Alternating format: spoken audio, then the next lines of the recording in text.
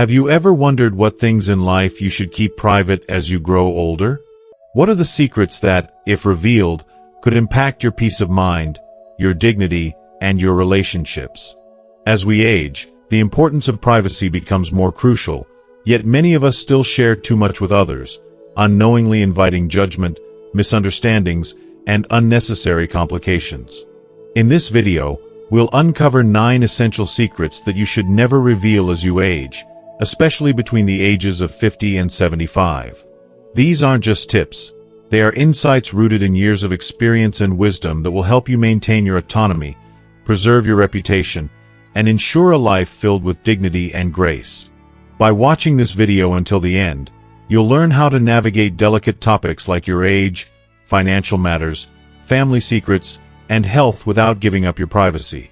We'll explore how keeping certain things private can protect you from judgment, prevent unnecessary assumptions, and help you live life on your terms, free from societal pressures. If you're ready to discover how maintaining your privacy in these 9 key areas can empower you, preserve your peace of mind, and allow you to live a more authentic, fulfilling life, then keep watching. This is the kind of wisdom that will not only help you age gracefully but also protect what truly matters to you as you grow older. If you are not subscribed, I recommend subscribing and activating the notification bell so you don't miss any videos. Your support means a lot to me, and if you enjoyed this video, you can help me continue spreading the valuable lessons by liking and sharing it. If you like the topic of this video, please comment 1. If you don't, please comment 0 to let me know how I can improve and make better videos for you. Now, let's begin. One of the first things society often asks about is our age. It's often used as a casual icebreaker in conversations, especially in cultures that hold youth in such high regard. For many, age might simply be a number, just a figure on a birth certificate. However, as we get older, it feels like that number starts to carry more weight than it ever did before. What is meant to be a simple answer can feel loaded with judgment, assumptions, and expectations that you may not even realize are there. Age, as we all know, isn't just about how many years we've lived. It can suddenly become a measure of everything people think they know about us. Our energy, our capabilities, our health, and perhaps even our worth. Why then, should we consider keeping our age to ourselves? Let me tell you, in a world that adores youth, revealing our true age can often invite all sorts of uncomfortable scrutiny. It's a sad truth, but ageism is real, and it seeps into everyday life in the most insidious ways. Even though it's illegal to discriminate based on age, it happens so subtly that it can be hard to pinpoint. People might change their tone when they find out how old you are, unknowingly altering their behavior towards you. Maybe they'll offer unsolicited advice, presuming that you need guidance in areas they think you no longer grasp. Perhaps, with the best intentions, they might even assume you're no longer capable of keeping up with their fast-paced world.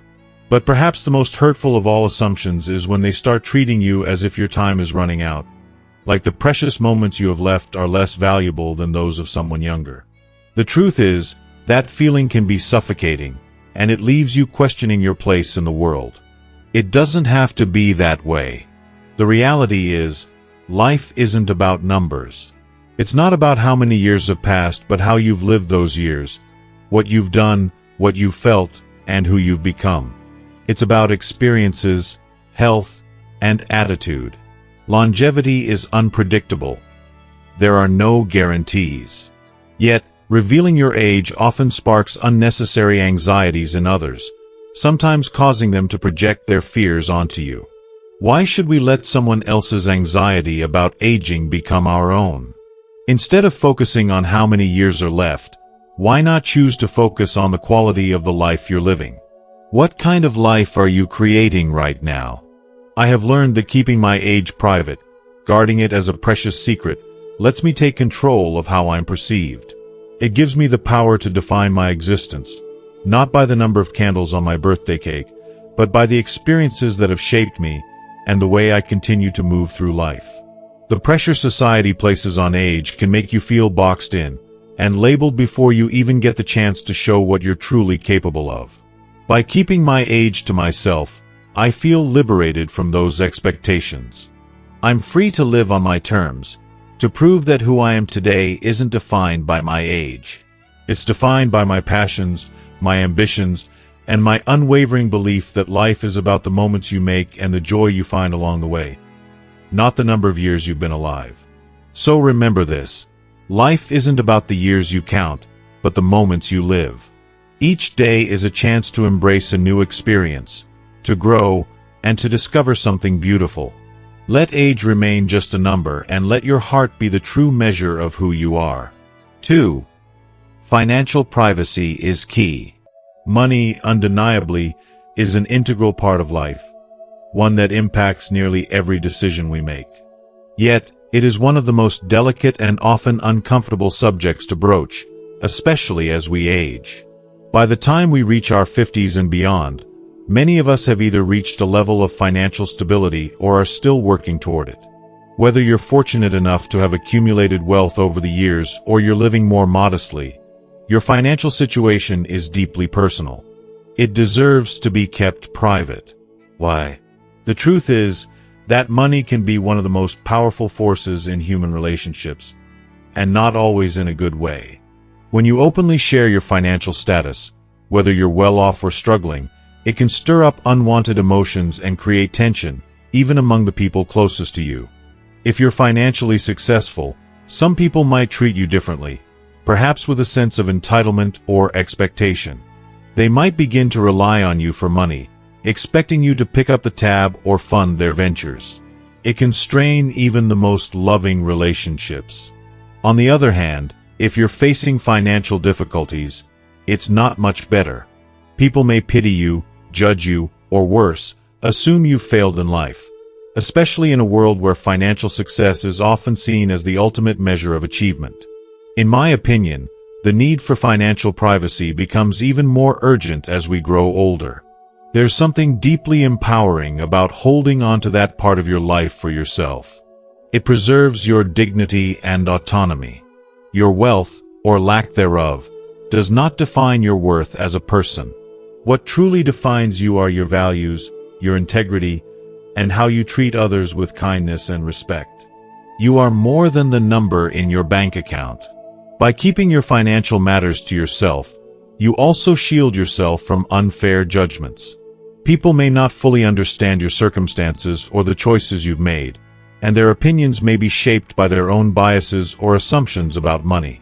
If you are still watching this video and find these lessons useful, please comment 1 below to let me know that you are still here with me.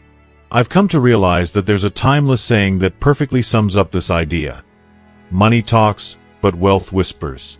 The older I get, the more I understand the wisdom behind it. If you have wealth, let it remain quietly yours. If you don't, let that be your journey to navigate without interference. In the end, the less others know about your financial standing, the more freedom you'll have to live your life authentically and on your terms. It's about protecting your inner peace, safeguarding your relationships, and ultimately embracing the quiet strength that comes from living life with integrity, regardless of your financial situation. 3. Family secrets, the sanctuary of home. Every family, no matter how seemingly perfect from the outside, harbors its own set of struggles and complexities. The relationships between parents and children, between spouses, siblings, and extended family members, are rarely as smooth as we might hope. They can often be a labyrinth of love, resentment, misunderstandings, and unspoken expectations. Yet, within the heart of these intricate relationships lies the very essence of what it means to be a family. A bond that, despite its challenges, is a source of unconditional love, support, and deep connection. As we grow older, these connections only become more significant. What was once a casual exchange becomes a profound support system. Our family members may evolve into our caregivers, our companions, and our most reliable sources of emotional solace. The intimacy that comes with age makes us more aware of how vital our families are in shaping not just our past but our present and future. They become our anchor, our emotional fortress, offering comfort in ways that no one else can. But as much as a family can be a sanctuary, it is not always a perfect haven. Every family has its skeletons, its hidden stories that are too painful, too complicated, or too raw to share with the world. There are moments of conflict, unresolved tensions, misunderstandings, and sometimes old wounds that just can't heal. These family secrets, though difficult and often uncomfortable, are a part of what makes us human. And yet, there is a delicate beauty in keeping these matters within the family circle. Why? Because airing family grievances to the outside world is rarely helpful and often dangerous. It can shatter the trust between family members, leading to even more hurt and division. Worse, it can invite judgment or unwanted gossip from outsiders who have no true understanding of the nuances of your family's dynamics. I believe that protecting the privacy of your family, especially when tensions are running high, is an act of deep loyalty and respect. It is not about hiding the truth or pretending everything is perfect. It's about shielding your loved ones from the harshness of external judgment, which so often stems from ignorance or incomplete information. When we choose to keep our family's matters private, we honor the sanctity of those relationships, giving them the room to grow, breathe, and evolve on their terms.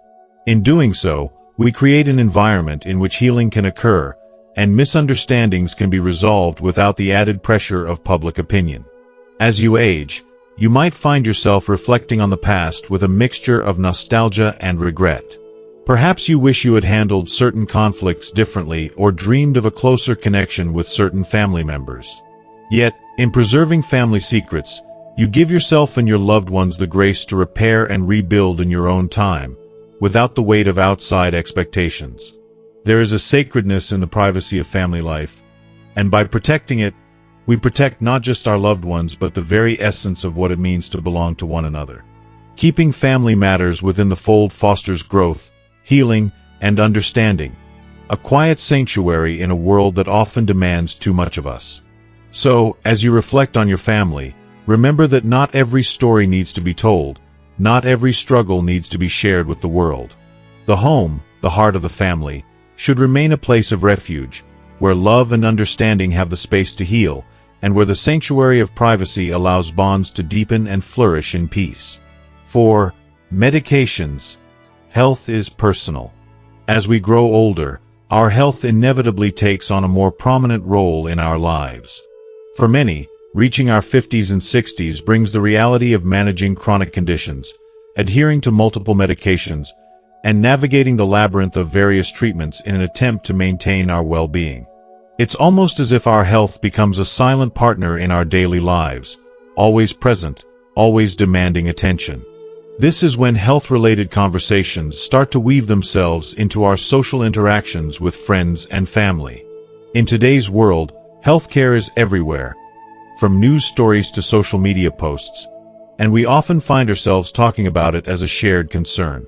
However, there's an important distinction between casually discussing health issues and laying bare the intimate details of our medications and treatments. Why should we keep such personal aspects of our health to ourselves? For me, it's deeply about the need to preserve our sense of self. Our health doesn't define us. It's just one piece of who we are. And when we reveal too much about our health, we risk being overwhelmed by unsolicited advice and, often, the kind of judgment that no one asks for. I know firsthand that well-meaning friends or acquaintances might offer what they think are helpful suggestions. Perhaps some alternative treatment or a so-called miracle cure that promises the world but lacks any real scientific backing. While these suggestions come from a place of care, they can often feel more like a burden than a benefit. The emotional weight of hearing advice that feels both misguided and impractical can leave us feeling vulnerable, confused, and even worse, a little lost in the overwhelming sea of what we're told we should do. There's also something more insidious at play when we share too much. People may begin to see us solely through the lens of our medical conditions. The essence of who we are, the richness of our experiences, the stories we've lived, the lessons we've learned, can become overshadowed by our ailments or treatments. It's not just about feeling reduced to a patient or a diagnosis, but about the subtle shift in how we are perceived. It's almost as though we are transformed into our illnesses, leaving behind the multifaceted person we truly are. By keeping our medications and treatments private, we can protect that sense of identity. We decide when and how we share our struggles, and in doing so, we protect our dignity. We remain in control of our narrative, rather than letting others shape it for us. Ultimately, by maintaining a boundary around our health discussions, we safeguard our autonomy. We are not just patients in a waiting room. We are individuals with passions, dreams, and stories that deserve to be shared on our terms. It allows us to live fully, freely, and with a dignity that we have earned throughout our lives, not as an extension of our health conditions, but as the vibrant people we have always been. This decision to keep certain aspects of our health to ourselves is not about hiding, but about protecting what is most sacred, our true selves. 5. Sexuality. Intimacy is sacred. Sexuality is not just a physical act. It's a profound part of what makes us human. As we journey through life, we experience so much, and intimacy, both physical and emotional, remains an essential aspect of that. The misconception that aging somehow erases our desires or diminishes the beauty of intimacy is not only false, but it's also deeply hurtful. In fact, for many people, as they age, sexuality becomes a richer, more meaningful experience. The bonds we form in our later years, shaped by years of shared experiences, are often filled with a depth that only time and understanding can bring. Intimacy, once perceived as fleeting, grows into something sacred, something built on trust, respect, and love. Yet, despite the natural beauty of intimacy at any age, society often shuns or even stigmatizes the sexual lives of older adults. There is a quiet shame that surrounds older people expressing their sexuality as if it is something to be hidden, something inappropriate. It's as though there is a deep-seated belief that desire is only for the young, and anything beyond that is somehow unworthy. These societal taboos make it incredibly difficult to have open conversations about intimacy, leaving many to silently question their own needs and desires. But here's the truth: desire, affection, and the need for connection are not bound by age. It's essential to recognize that the beauty of intimacy doesn't fade with time. For many, it becomes even more profound and significant as relationships deepen and evolve. However, in this world that often fails to honor the dignity of older adult sexuality, sharing the details of your sexual life or romantic experiences can become a minefield. It can be misunderstood, judged, or even ridiculed. People may jump to conclusions, assuming things they have no right to. This judgment can be painful, making it feel like your most sacred experiences are somehow unworthy of respect. And so, it becomes increasingly important to protect the sanctity of your intimacy. It's not about hiding something shameful. Far from it. It's about safeguarding something deeply personal. The moments shared between you and your partner are yours alone. They are precious, and to reveal too much would strip away the intimacy and sacredness of the bond you've created. There's beauty in preserving the privacy of your intimate life. It's a sign of respect, both for yourself and for the person you've chosen to share your life with. As we grow older, our needs and desires may shift, but the core of intimacy remains unchanged. It's about connection, trust, love, and a shared understanding that transcends the physical. These qualities are what make intimacy sacred, and they deserve to be protected. Keeping these moments between you and your partner isn't just about privacy. It's about honoring the relationship, the love, and the deep bond that has been nurtured over time. It's something too valuable to share with anyone other than the one who shares your heart. 6. Charity, the quiet power of giving. Charitable giving is, without a doubt, one of the most profoundly fulfilling and heartwarming acts of kindness that we can engage in throughout our lives. It transcends material wealth, reaching deep into the emotional and spiritual realms, enriching not only the recipient's life but also our own. Whether it's through donating money to a cause close to our hearts, offering our time and energy as volunteers, or simply supporting a loved one who is struggling, the act of giving is an incredibly powerful way to make a tangible difference in the world. It becomes a bridge of compassion that connects us to others, building communities that thrive on empathy and mutual support. Yet, beneath this seemingly simple gesture lies a deeper, often overlooked truth. There's an immense difference between giving with a genuine desire to help and giving with the ulterior motive of seeking recognition. Why is it so crucial to keep our charitable acts private, you might ask? In my heart, I truly believe that the essence of charity lies in the quiet, selfless acts that require no applause or external validation. Publicly declaring your charitable contributions, while it might seem innocent enough, can often inadvertently come across as a way to seek praise or adulation. It's as if the very act of giving is tainted by the desire for affirmation, a hollow gesture that, at its core, is more about the giver than the one receiving the help. More troubling, though, is that publicizing such acts can create a subtle but powerful pressure on others. People might feel obligated to give, even when they are struggling themselves, simply because they are aware of someone else's generous display. This sense of obligation can be exhausting, especially when it feels less like a voluntary decision and more like an expectation to measure up to someone else's standards of generosity. There's something beautifully dignified about giving quietly, without fanfare or the need to have one's name etched in lights. When you give in secret, your actions speak for themselves. They become about the person receiving your kindness, not about how the world sees you. In that silence, the gift takes on a deeper, more profound meaning. It's not a commodity for public consumption, but rather an intimate, heartfelt contribution to another's soul. That, I think, is what makes charity truly transformative. It's about the impact it has, not the glory it brings. By stepping away from the spotlight, you allow the recipient of your kindness to feel the full weight of the gift without the burden of attention or recognition. Moreover, there's a deeply human side to this. Many of those who receive charity don't want to be seen as charity cases. They cherish their dignity, their sense of self-worth, and the ability to stand on their own 2 feet. When you give without broadcasting it, you protect that dignity. You allow people to receive help without feeling small, without the vulnerability that can come with being publicly labeled as someone in need. It's an act of respect, an acknowledgement of their autonomy and their inherent worth.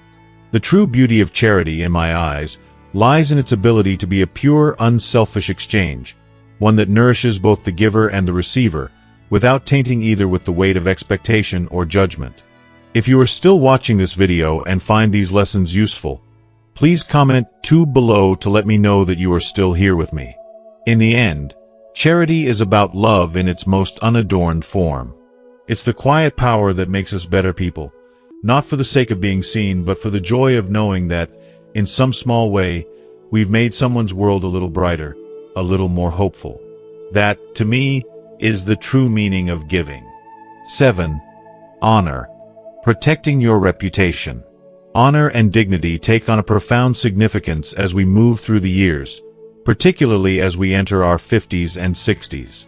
At this stage in life, we often look back and reflect on the paths we've traveled, raising families, building careers, and making contributions to the communities we care deeply about.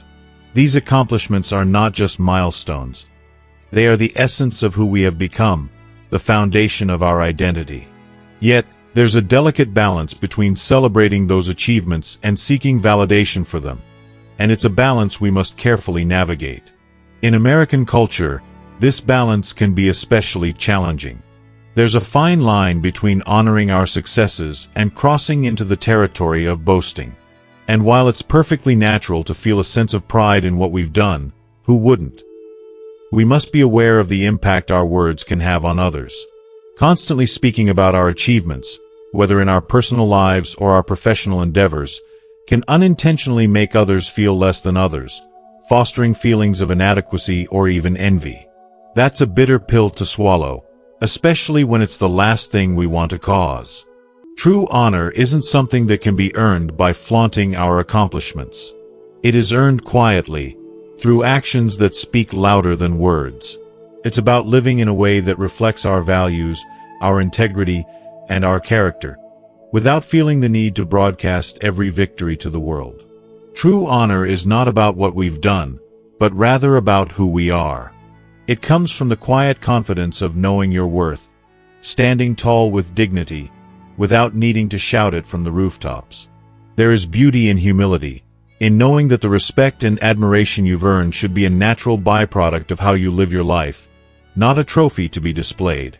And so, as we age, we come to understand that privacy is not only a gift to ourselves, but also a form of protection for our dignity. By keeping certain parts of our lives, our achievements, our contributions, our triumphs, close to our hearts, we preserve the essence of who we are. In doing so, we protect our sense of honor, and we allow others to see us for what we truly are, not just for what we've done. In the end, it's not the world's acknowledgement of our success that matters most. It's the peace we find in knowing that we are enough, with or without applause. This is the quiet power of honor, an enduring force that grows stronger with age, not because of what we have, but because of what we have become. 8. Insults, letting go of past hurts. Throughout our lives, we all inevitably experience moments where we are insulted, humiliated, or hurt. It's a universal truth that no one is exempt from facing these painful encounters. Sometimes the insults come from strangers, words spoken in haste, thoughtless comments from people who don't understand the impact of their words. At other times, the hurt comes from those we hold dear, friends, family, and even partners. These are the wounds that cut the deepest, the ones that stay with us long after the words have been spoken or the actions have taken place. The emotional scars left behind can linger for years, sometimes even a lifetime, and no matter how much we try to shake them off, they continue to resurface in moments of vulnerability. The pain that comes with being insulted or humiliated isn't just about the words themselves. It's about how they make us feel, unworthy, unloved, insignificant, or even rejected. When we internalize these insults, they become a part of us, affecting how we see ourselves and the world around us. It's as if we carry the weight of these moments in our hearts, replaying them over and over in our minds, trying to make sense of them, seeking answers that may never come. We tell ourselves, if only they had said something differently, if only I had responded in a better way. But in the end, it's a vicious cycle of self-blame and hurt. What's even harder is when we share these painful experiences with others, seeking validation or sympathy. While others may listen and comfort us, the truth is that constantly discussing these hurts only keeps the wounds fresh, preventing us from moving forward. The more we dwell on these experiences, the heavier they become. It's as if we are carrying around a bag full of rocks, each insult or humiliation adding another stone to the load. Eventually, that burden becomes too much to bear, weighing us down physically, emotionally, and mentally. We become consumed by bitterness and anger, unable to find peace or joy in the present. It's a sad irony that the very things we hold on to for validation, our grievances and complaints, are the things that keep us from healing. Instead of using our energy to grow, to move on, and to find happiness, we expend it all on the past. And in doing so, we prevent ourselves from living fully, from embracing the richness that life has to offer. As we age, this realization becomes even more profound. Life becomes shorter, and time itself becomes more precious. When we reach a certain point, we begin to recognize that holding on to past hurts is not just draining, it's dangerous. It prevents us from experiencing the freedom and peace we deserve in our later years. The truth is that we no longer have the luxury of holding grudges or carrying around emotional baggage. The emotional weight of past insults and wounds becomes all the more burdensome when we start to think about how little time we have left to truly enjoy the life we've worked so hard to build. Our mental and emotional well-being is at stake. This isn't just about letting go for the sake of others. It's about letting go for our health, our peace, and our happiness. Letting go of past hurts is not an act of weakness, as some might think. It's a brave and empowering decision. It's about choosing to take control of your own life, your happiness, and your future. It's about deciding that you will no longer allow the words or actions of others to define you. By letting go of these wounds, you permit yourself to heal in your own time, free from the judgment or pressure of others. This is the beauty of letting go. It's not about forgetting, it's about finding peace. When we let go, we stop allowing past insults to dominate our thoughts and behaviors. We stop allowing them to control our actions and reactions. And in doing so, we give ourselves the freedom to grow, to rediscover ourselves, and to embrace the future with open arms. This process of letting go doesn't happen overnight. It's not a simple flick of a switch, nor is it an easy decision to make. It requires vulnerability, self-compassion, and the willingness to confront difficult emotions. It means acknowledging the pain, sitting with it, and then choosing to release it. Not because it's easy, but because it's the right thing to do. It requires strength to confront those painful memories and say, "You no longer have power over me. I choose peace over resentment, healing over bitterness." And as you do this, you create space for new experiences, new joys, and a new outlook on life. You allow yourself to be free, unburdened by the past, and ready to embrace the present. By keeping past insults private, you also protect your own emotional space. You allow yourself to process your feelings at your own pace, without the influence of others' opinions. You are allowed to experience your healing in a way that is uniquely yours, free from the weight of external judgment or pity. It's your journey, your choice, and ultimately, your freedom. Letting go means refusing to be defined by the mistakes or shortcomings of others. It means reclaiming your narrative, deciding that your worth is not determined by the pain others have caused you. In the end, letting go of past hurts is about embracing the beauty of who you are now.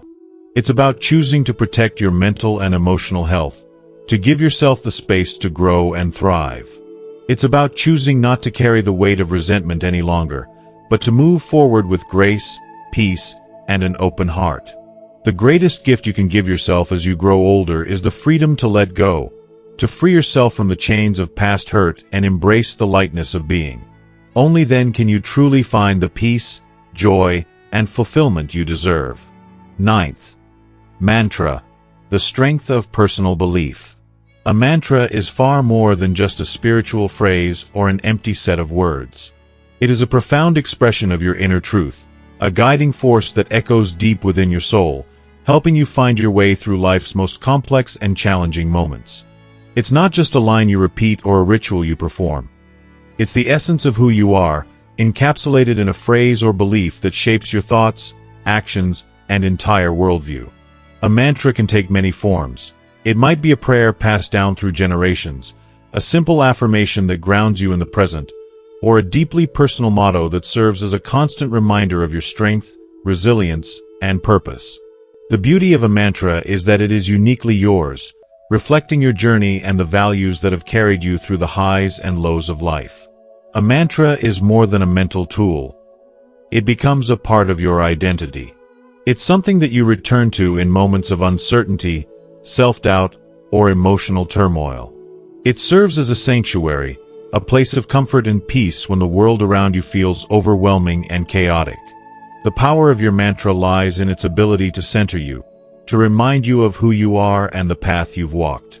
In the quiet moments when everything else seems unclear, your mantra is a beacon of light, guiding you back to yourself. It's like a sacred thread that runs through your life, keeping you tethered to your deepest values, even as the world around you shifts. There's an undeniable temptation to share your mantra with others, especially when it has played such a transformative role in your life. After all, when something has brought you peace and clarity, you want to share that sense of strength with others, hoping it will help them as it has helped you. You might feel an overwhelming desire to expose this powerful part of you, to let others see the source of your courage, especially when you've overcome difficulties that once seemed insurmountable. But the truth is, as much as you may want to share your mantra with others, you must be mindful of the fact that not everyone will understand or resonate with the principles that guide your life. If you are still watching this video and find these lessons useful, please comment 3 below to let me know that you are still here with me. The power of your mantra is deeply personal, and when you share it too freely, you risk having it misunderstood or misinterpreted. Not everyone will see the world through your lens, and what provides you with peace may not be meaningful or comforting to others. While your mantra may have helped you in ways words cannot fully capture, when it's shared with others who aren't ready or willing to understand it, it can lose its potency. The belief that has anchored you and helped you grow can become a source of confusion or doubt if it is not respected or embraced in the same way. There's something sacred in keeping this mantra within yourself, preserving its purity, its untainted connection to who you are. By keeping it private, you honor the strength and wisdom that it brings you, and you maintain the power it has in shaping the direction of your life. Think about the times when you've needed your mantra the most, the moments of fear, sorrow, or frustration when the world feels too heavy to bear. In those quiet, intimate moments, your mantra is there to remind you of your inner strength, and to bring you back to a place of clarity and peace. It's a constant, unwavering companion in a world that can often feel unpredictable and uncontrollable. By keeping it close, by choosing not to share it with others who may not understand it, you protect that sacred connection, allowing it to offer you the comfort and grounding you need. Your mantra is a tool that works only when it is deeply rooted in your own heart and mind, and its power is limitless when you allow it to grow and evolve with you. The beauty of a mantra is that it is a personal, evolving journey. It grows with you as you age, as you encounter new challenges and triumphs. What you need from it at one point in your life may change as you move through different phases of your journey. And yet, through it all, your mantra remains a steadfast reminder of the strength, wisdom, and peace that lie within you. In the quiet moments of solitude, it's your mantra that will comfort you, that will remind you of all the battles you've already won, and of the resilience you carry with you into every new chapter. By keeping your mantra private, you hold on to the power it has in shaping your life and providing clarity in moments of confusion. It is a personal anchor, a reflection of your inner truth, and an unwavering source of support. You don't need anyone else to validate your beliefs. The strength of your mantra lies in its ability to comfort, heal, and help you rise above the trials that life throws your way. You've chosen this mantra because it resonates deeply with your spirit. It's yours, and it is sacred. And as long as you honor it, it will continue to be a source of immense strength and clarity, guiding you through every storm and lighting your path ahead. As we come to the end of this discussion, take a moment to reflect on what we've explored together today. We've delved into the transformative power of a personal mantra, the deeply personal and guiding force that can carry us through life's challenges. I hope you've discovered just how impactful your own beliefs can be, and how keeping them close can provide you with the strength and clarity needed to navigate life's journey. Now, I'd love to hear from you. What is one thing you've learned today that resonates with you? How will you take this newfound knowledge and bring it into your daily life? Please share your thoughts in the comments below. If you like this video, please leave your comment below, and don't forget to like, share, and subscribe to our YouTube channel for more insightful content. Thank you for watching, and until next time, stay true to your mantra and keep growing stronger every day.